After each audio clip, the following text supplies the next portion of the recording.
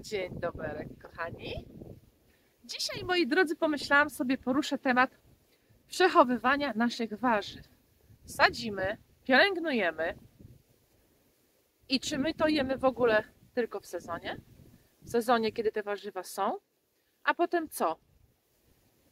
Dlaczego nigdy nie mówię o tym, jak przechowuję swoje warzywa, swoje plony?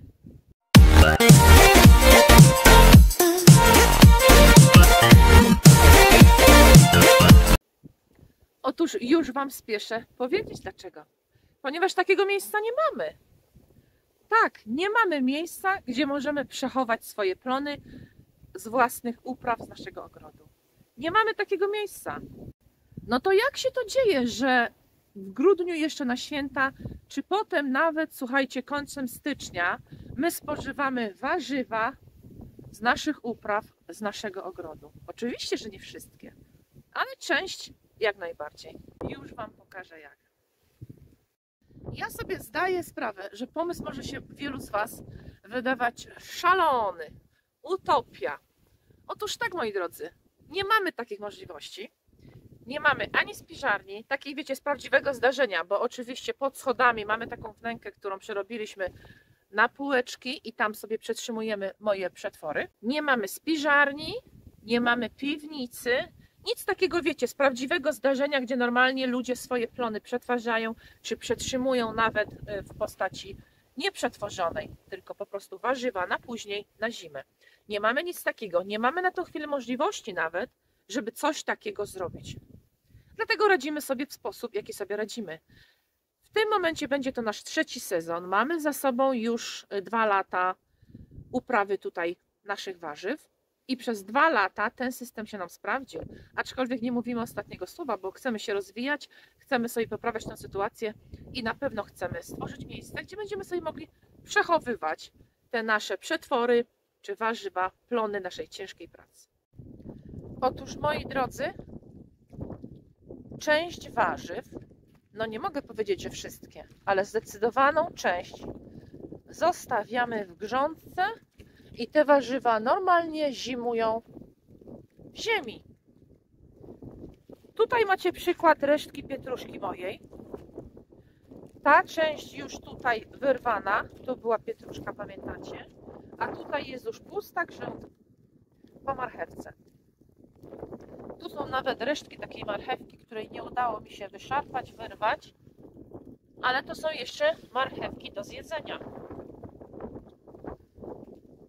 Czyli była marchewka, pietruszka, a tutaj Was zadziwię, ale wiecie, że to jest czosnek z zeszłego roku i to czosnek, który w ogóle mi się nie pokazał w sezonie, natomiast wybił teraz na jesień i się śmieje w twarz, bo pojęcia nie mam, co on tu nadal robi, ale to jest już inna historia.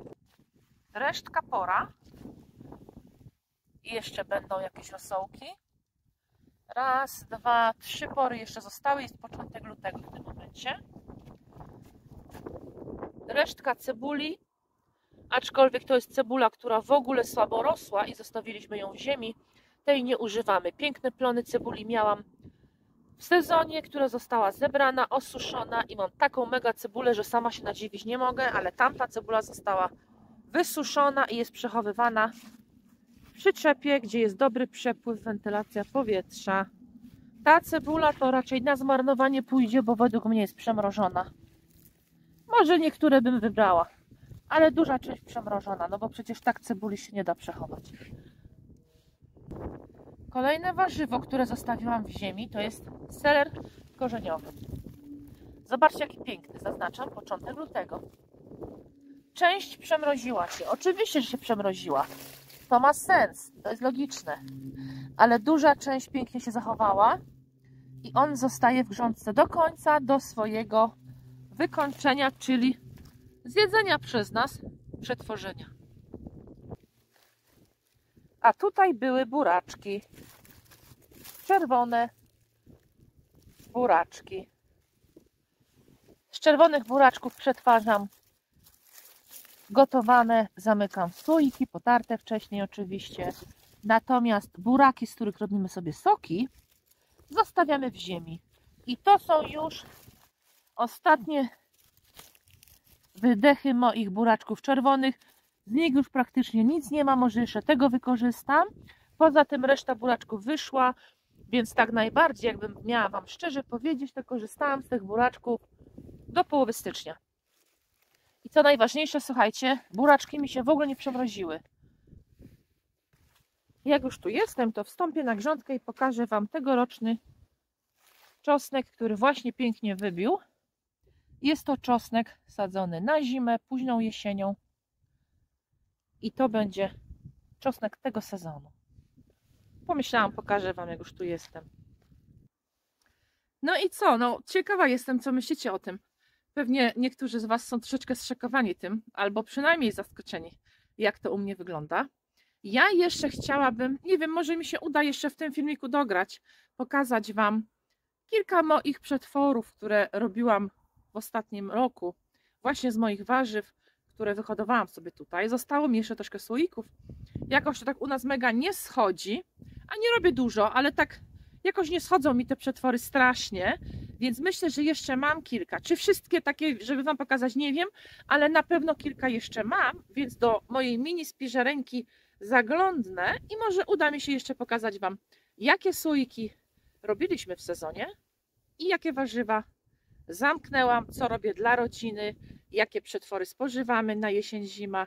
Może uda mi się to jeszcze pokazać w tym filmiku, także zapraszam, poczekajcie na ciąg dalszy, bo może być ciekawie. To jest ta wspomniana cebula, którą przechowujemy w bardzo przewiewnym miejscu, aczkolwiek zimnym miejscu, w przyczepie. I ona wygląda tak.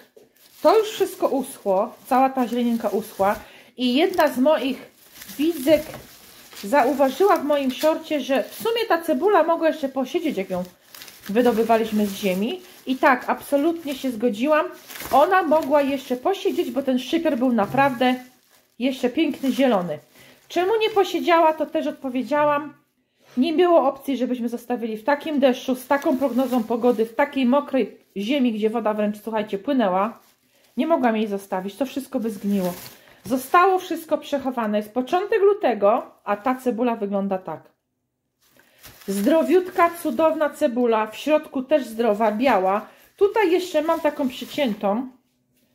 Tu mam przyciętą już, przygotowaną do spożycia w kuchni. Zobaczcie, nic się z nią kompletnie nie działo. Może przekroimy jeszcze i pokażemy Wam w środku, jak ona się zachowała do początku lutego. Zobaczycie. Ja serdecznie zapraszam na shorta. Zobaczycie, jak ją wyrywałam, kiedy ją wyrywałam, w jakim stanie, w jakiej fazie wzrostu. I porównacie sobie, jak fajnie się utrzymała. Ja linka jeszcze podam, ale dużo ludzi już trafiło na tego shorta. Serdecznie zapraszam, żebyście tam zerknęli, bo to Wam da obraz, z jakiej cebuli wyrwanej z ziemi taka się przechowuje, w jakim stanie. Przekrojmy i zobaczmy, jaka jest fajna w środku, jaka biała, sprężysta i ciągle jak świeża. Proszę, piękna jest. Jest naprawdę ładna i akurat miałam chyba 3 odmiany. Też tam bodajże wymieniam te odmiany cebuli w tych shortach. I wszystkie się mega sprawdziły. Nie dość, że są mega duże, to słuchajcie, bardzo paląca, jest bardzo ostra, no nie? Ona jest taka dość mocna cebula, o zapachu, o smaku wspaniałym. I zobaczcie, początek lutego. Nie wyszło tej cebuli na źle. To chciałam zaznaczyć, że to był dobry ruch, bo wahaliśmy się. Wydawało się może troszkę wcześniej. Nie wiem, czy to nie był koniec września tutaj w Szkocji, ale deszcz był ogromny. Ogromne ilości wody spadły i ona by tak sobie nie poradziła. A tak to zobaczcie, udało się ją zachować, więc myślę, że to był ryzykowny, ale dobry ruch.